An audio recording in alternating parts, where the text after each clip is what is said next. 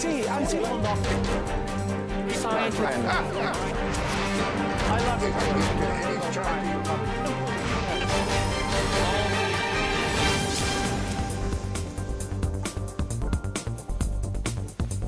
Hello and welcome to CrossTalk, where all things are considered. I'm Peter Lavelle.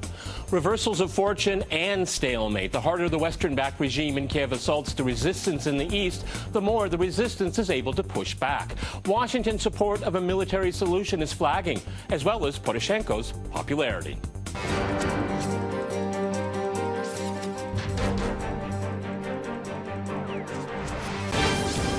To crosstalk the ongoing crisis in Ukraine, I'm joined by my guest, Richard Weitz in Washington. He is a senior fellow and director of the Center for Political Military Analysis at the Hudson Institute. Also in Washington, we have Brian Becker. He is the national coordinator for the Answer Coalition. And in London, we cross to Alexander Mercouris. He is a writer on legal affairs and an analyst. All right, gentlemen, crosstalk rules in effect as usual. That means you can jump in anytime you want, and I very much appreciate it. Alexander, I understand the onslaught in Gaza still goes on. There's limited media resources in the world. But what's going on in Ukraine right now has to be the most unreported, important story in the world. Absolutely. And this has been so for months. I mean, we've had terrible violence in the eastern Ukraine, cities blockaded, electricity supplies cut off, shelling of residential quarters, use of multiple rocket launchers against populated areas, the most terrible, egregious war crimes. And if one was following the news entirely from the Western media, we would hardly know any of that was happening. Brian, what accounts for that there? Because the regime in Kiev, their fortunes are, well, they're going south and going south real fast. Maybe it's just a phase, okay? Maybe it's just a phase. But nonetheless, they've experienced some very serious military reversals in the east, and we have a lot of defections, leaving equipment behind. And we also have, according to multiple sources, up to 500,000 people, refugees, coming into Russia. Again, it's not being reported. Well, I agree with you. There couldn't be a more underreported, important story, as you put it, than this story. I mean, when you think about it, 500,000 refugees, fierce fighting in cities that have been historically at peace, a kind of civil war, and you have NATO forces coming in, egging on the Kiev government, arming them, using it as a device to fasten Ukraine's historic relationship with NATO in the long term. And if you took a poll here in Washington, D.C., the nation's capital, and asked any 50 or 100 group persons what's going on in Ukraine, I think only one or two would be able to tell you, because that's not the story in the media. The only story in the media is how President Obama is getting tough with Vladimir Putin in Russia for their so-called imperial ambitions in the Ukraine. That's the story. I mean, it is a complete propaganda effort and has nothing to do with news. Why? Perhaps the news is sensationalist. Maybe Gaza gets the momentary attention. But overall, this is a propaganda machine, and so they choose not to cover it as the U.S. carries out, again, I'd say a very failed policy in the Ukraine, but a policy that's caused immense human suffering. Richard, you know, from over on this side of the pond, and I'm going to be a bit facetious, but there's something to it. From the Russian side, it looks like Russia is being sanctioned by the Obama administration because it hasn't invaded Ukraine. The Obama administration and NATO and the EU have been concerned that Russia has been violating the international border between Russia and Ukraine and supplying weapons and providing other assistance to the insurgents. And so it's a bit of a punishment, but it's more a deterrent. There's still a fear that Russia will try and repeat what appear to have been successful military operations in Georgia and now Crimea in parts of eastern Ukraine. And so the sanctions are almost designed as a warning that if more were to follow, then more severe sanctions would follow. But at the moment, the sanctions are limited. They're designed to put the Russian government in an awkward position, you know, hurting Putin's allies, but not Putin himself, for example. But for the most part, I think they're moderate and corresponding to what is admittedly the line here in Washington, which is that Russia has behaved aggressively in these areas, and there's fear that there'll be further Russian aggression. Okay, well, I can't, for the life of me, I can't see how the word aggression can be used, because, again, part of the narrative in the West is that there was a forced takeover in Kiev that never is even mentioned by Reuters. All they say is Yanukovych left, okay? Go ahead, Brian, here, because if Russia was going to intervene militarily, it probably would have done so a long time, and the longer it waits, the more likelihood the regime in Kiev is going to collapse. Go ahead, Brian. Yes, and also if you can look at the actual events with objective faculty, you can't but notice that the Russian government's position has been very, very cautious, very prudent, attempting to, in many ways, distance itself from those who are calling for it to give even more aid, in an attempt not to have a larger and larger confrontation. And no matter what the Russian government does, to cool the tensions, to not inflame it, to ask, as Putin did, the upper house of the Russian government to rescind the resolution giving him the authority to use Russian forces in the Ukraine. No matter what Russia does, the United States keeps pushing the envelope because they can't really successfully suppress the grievous a population that is up in arms against the Kiev government in the eastern part of the Ukraine. So it's not Russia. And the sanctions are not modest. The sanctions are the beginning. I think they will fail ultimately, but they are a signal that the United States has given up on any sort of détente rapprochement and is opting now for a prolonged period of intense confrontation with Russia, not because of Russian aggression, but because Russia or the people in East Ukraine have failed to go along with the United States plan. Alexander, you want to follow up on that? Because the more the government in Kiev fails or fails to achieve its goals, the more Russia is blamed for it. It's kind of interesting. Well, it's not only interesting. If you actually look at the situation, it is utterly bizarre. The Russians have made absolutely clear that they're not interested in annexing any part of the eastern Ukraine. That is a complete scarecrow, and anybody looking at the situation objectively can see that. On the contrary, they have been making a major diplomatic push for weeks to try to negotiate a settlement of the problem. There was an agreement made in Geneva on the 17th of April to that effect, which the Russians pushed. There was an agreement on the 2nd of July to that effect, which the Russians pushed. Both of those agreements committed the Ukraine to a ceasefire and to constitutional negotiations with the people in the east. The Ukrainians have refused to do that, as the French and German foreign ministers have admitted, and yet, preposterously, the US goes off and sanctions Russia for it. The reality, of course, is that it is the United States that is actually egging on the situation and which is escalating it. And when it isn't working, it does its usual reflex step, which is blame Russia. Richard, you know, there seems to be a growing difference here between the Americans and the Europeans, because the Europeans have found out that Poroshenko can say yes on the telephone, and then when he puts the receiver down, he changes his mind and continues to push forward. I just have to wonder, did he talk to Victoria Nuland after he talked to the Europeans? Big question. Well, I don't know, but I do. There is a difference between some.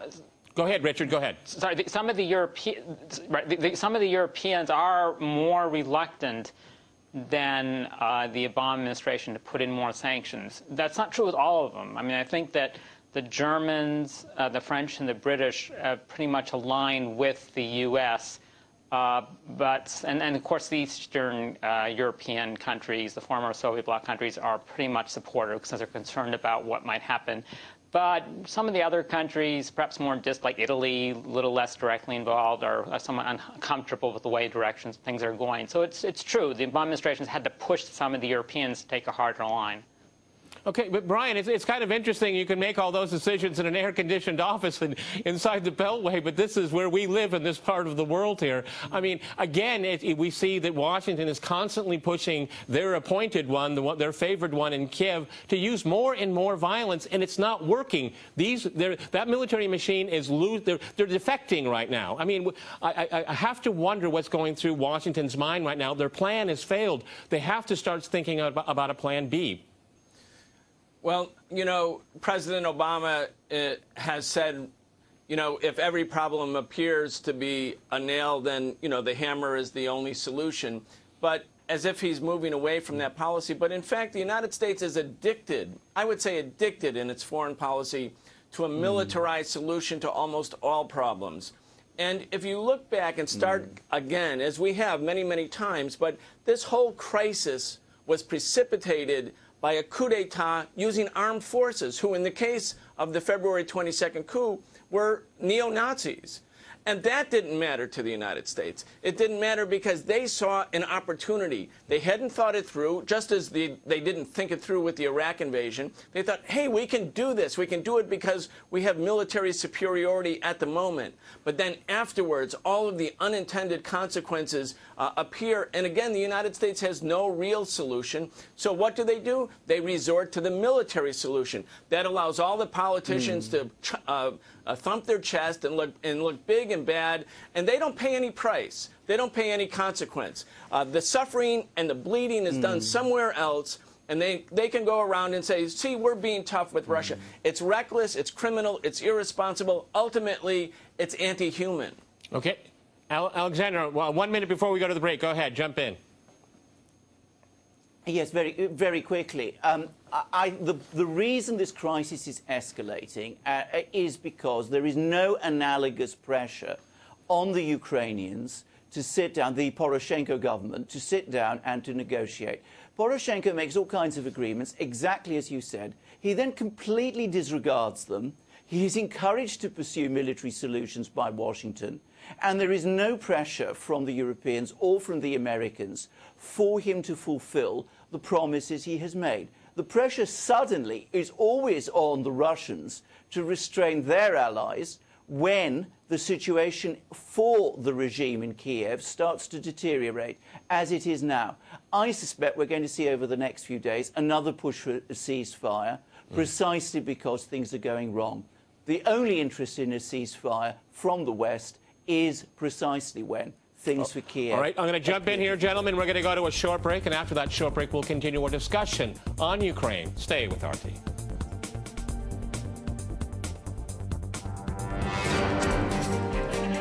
I see. I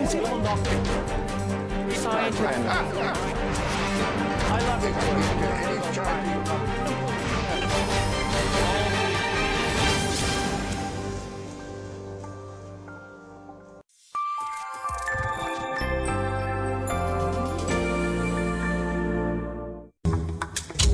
Do we speak your language? Want news, programs and documentaries in Arabic? It's all here on RT. Reporting from the world's hotspots, VIP interviews, intriguing stories. Are you here? Then try RT Arabic. To find out more, visit arabic.rt.com.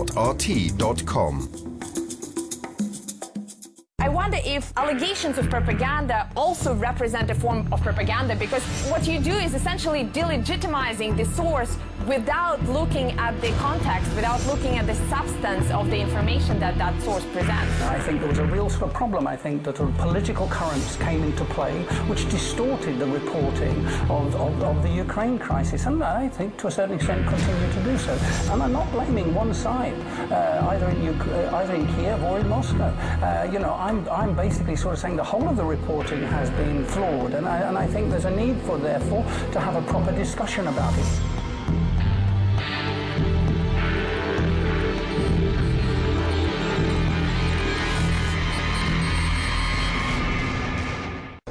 I think the Afghans are invincible. They're too independent-minded. They love freedom. They don't want to see foreigners in their country and will fight a guerrilla war till the end.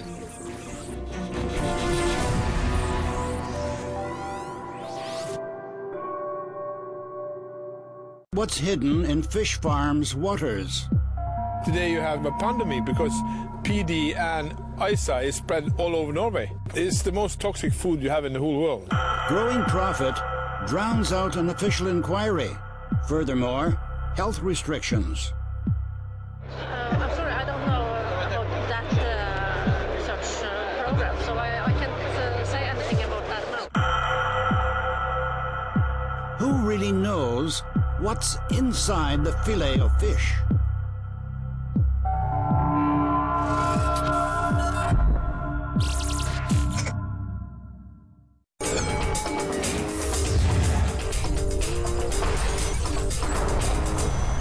My name's Daniel Bush. Tom Harmon in Washington, D.C. Banking new policies.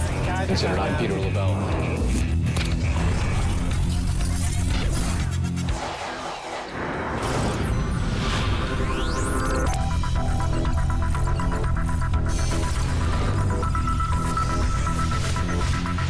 A pleasure to have you with us here on RT today. I'm Rory Susham.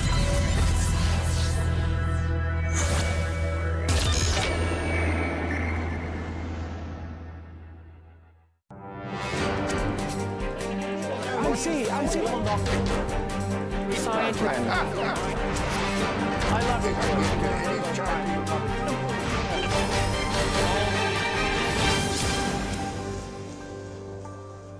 Welcome back to CrossTalk, where all things are considered. I'm Peter Lavelle. To remind you, we're discussing the stalemate on the ground in Ukraine.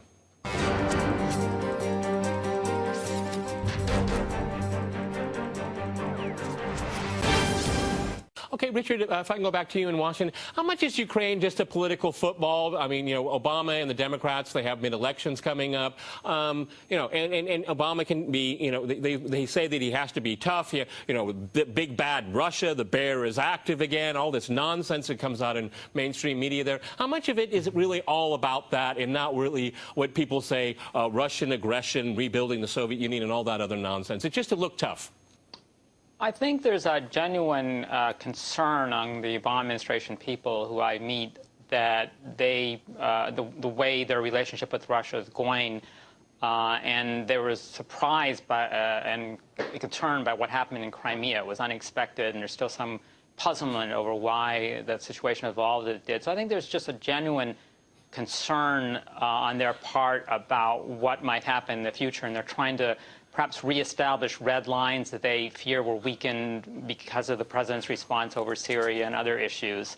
And more broadly, it's not a major political issue. I mean, there are a couple people who will say, well, Mitt Romney was right about Russia and so on. But for the most part, it's not been that salient in American domestic politics. There are just a bunch of other issues, as we talked about in the beginning, competing in the media space and foreign policy, and then there's all the domestic issues, particularly now the crisis over the immigrants from Central America and all sorts of problems with the economy and so on. So I wouldn't weigh that too heavily. I think there's a serious concern about the Obama and the Obama administration's Russia people. They misinterpreted or even perhaps mishandled the Russia portfolio in the first term. Okay, Richard, I think I'm going to go to Brian. I think you're being very, very generous there, very generous. Brian, but, you know, they didn't expect this to happen with Crimea. My goodness, you go in and you overthrow the constitutional government of another country through force, and you didn't expect that the country could fall apart. I mean, this is the kind of caliber of people that are in Washington doing Russia. Right. I have to agree, but also disagree with Richard on this. Yes, it's a very big political football. There's a talk about the dysfunctionality of the U.S. government, but the dysfunctionality is all from the ultra-right, the militarists, those who are constantly egging the Obama administration to engage in more and more military confrontations and more to break off all contact with Russia. But there's also the fact that they did not see it coming that Crimea and that Russia would do anything to stop their illegitimate armed counter coup d'etat on February 21st. I mean, this is ridiculous and stupid on the part of the U.S. State Department because, yes, they recklessly overthrow a sovereign government. Yes, they do it with knowing that this has to be perceived in Russia as the greatest threat, given the fact that the Black Sea Fleet is in Crimea and that the people in the East and Crimea would then want to affiliate with Russia. They didn't see any of that, but they, having not seen it and recklessly caused it to happen, it wouldn't have happened without their precipitative actions. They then blame Russia for allowing it to happen. I mean, it is both things. It's a political football, and it's stupid, and it's ridiculous and shows the shallowness of U.S. foreign policy. The only thing the U.S. has going for it is a lot of money for military goods, but in terms of a foreign policy that makes sense, even for their own imperial interests, not there. You know, Alexander, for a few days before the recording of this program here, I engaged some of my critics, and I had one simple question for them. When did Russia invade Ukraine? And there's this silence. Well, it's a long silence, and then I say, well, can you think about it? I mean, I read it all the time. You even say it in your writings, but can you tell me the day it happened? Well, it's no surprise there's never an answer, is there? It hasn't. Go ahead. Well, of course not, because it hasn't happened, and nor is it going to happen. This is a domestic Ukrainian crisis. It has been so all along. There's been massive interference from outside, but that outside is not Russia. It is, in fact, as has been discussed here, the US and some of its European friends who interfered in Ukrainian politics and overthrew the legitimate, democratically elected constitutional government of the Ukraine.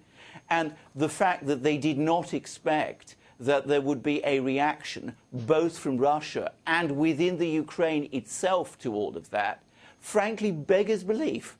Now, if I can just come back to a point you made, I think there will be major political implications domestically for Obama if things go wrong. If there is a political collapse in the Ukraine, which is entirely possible, then I think there will be very severe repercussions in Washington for the president who presided over that debacle. And when we hear about red lines being drawn, I think these red lines are as much basically to protect the reputation of the Obama administration than they are for any other purpose. Certainly more than to deter Russia, which is not there, which is not aggressive. So there is no reason to deter it.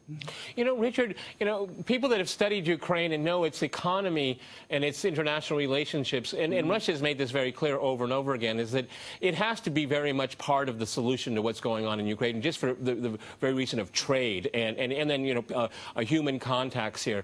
And let's not forget about the refugees. I think they probably want to go home.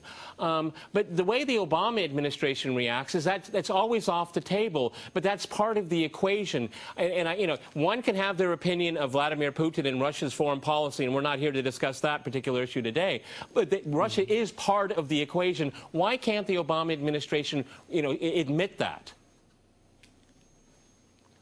I wouldn't put it as negatively if you have. I think people here understand that there's no enduring solution to the Ukraine crisis, Ukraine situation, if it's unacceptable to Russia. As you mentioned, the economic link is very tight. The people-to-people relationship's very close. Russia has local military superiority, and Ukraine's not going to join NATO anytime soon. So you really do need Russian acquiescence at a minimum, support ideally, for any enduring solution to Ukraine's, what we all want to see is a prosperous, sovereign Ukraine. People understand that. It's not a focus of the current dialogue, since that's something that, the main fear at the moment is just there going to be further instability, which might result in Russian annexations or aggression, what have you. We argued about whether this is true or not, but in any case, that is the concern. But I think that over time, people understand that Russia has to be part of the solution. I also want to point out that we've been a little bit too black and white in our portrayal of the relationship. Russia and the U.S. have been in solidarity in the Iranian nuclear talks. We've been together in the situation in Korea, in Gaza, and so on. I don't see Russia trying to be an outlier. I suspect that there's going to be UN Security Council involvement at some level with Russia and the U.S. same side. So I think we don't want to over-dramatize the situation. The crisis in Ukraine has been a bit contained in the relationship. And it's not ruined the entire relationship because of the fact, as you were implying, Russia is just a very important player in the world, and so the U.S. understands it has to deal with it. Brian, when I look at Victoria Nuland, I just don't. Go ahead, jump in. Go ahead, Brian. Yeah, I just don't think that's real. I think that Putin said in his remarks about sanctions that the sanctions are not only harmful to U.S. and Russian relations, they're harmful to American interests, and he made the point they're driving Russian-American relations into a dead end. And that's what's happened. This isn't temporary. This is going to be a long-term shift. The Russian government's orientation after 2001 was to try to have a consolidated, enduring, long-term sort of partnership, partly competitive, but mainly a partnership with the United States. The United States has severed that possibility right now, and the Obama administration, which, if you look at the political forces, might have been the one most apt to have such an orientation, they've given up on it. And so you see we are entering a new era. It's not Korea, it's not Gaza, it's not Iran negotiations. There's going to be a long-term U.S.-Russian confrontation, not because Russia is aggressive, but because the nature of U.S. foreign policy has driven Russia into the position of being a permanent, a targeted country. Why? Because I think Russia, in defense of even its own narrow national interests, becomes, and it's made it clear now, an obstacle to the inherent expansionism of U.S. foreign policy, which poses a grave threat to Russia and to China and to other countries that seek to be independent, the large countries in particular. Well, that's a great topic for another program. Alexander, if I can go to you. Who's calling the shots in Kiev? Is Poroshenko as strong as he thinks he is? Because I still worry about his thuggish friends, if I can use my own words, demanding results from him. He's not getting them. He could have his days numbered. I think if you actually look at the political setup in Kiev, it's quite obvious that Mr. Poroshenko is not in control there, and that he is one player in a very unstable and very unruly coalition. If you go back to what happened in February and March, a national unity government, as it was called, was set up. It was announced on Maidan Square. Since Poroshenko came to power, that same national unity government has remained almost unchanged. And it's quite clear to me that the people who really drive the strategies are the people who have the guns, and the people who have the guns are drawn overwhelmingly from very right-wing, very extremist, very radical, very dangerous people like Mr. Parubi, Mr. Yarosh, with their National Guard, their right sector, and frankly, they are not interested in compromise. And they've already made that very clear to Poroshenko himself, and that is a major constraint on his actions. The only way he could overcome them, in my opinion, if he wanted to, which I'm not sure he does, by the way, would be if he had support from the Europeans and the Americans to do so, and that is not forthcoming. All right, gentlemen, we've run out of time. Fascinating discussion. Many thanks to my guests in Washington and in London, and thanks to our viewers for watching us here at RT. See you next time, and remember, CrossTalk rules.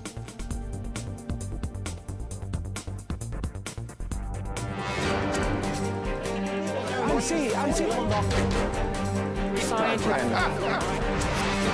love it.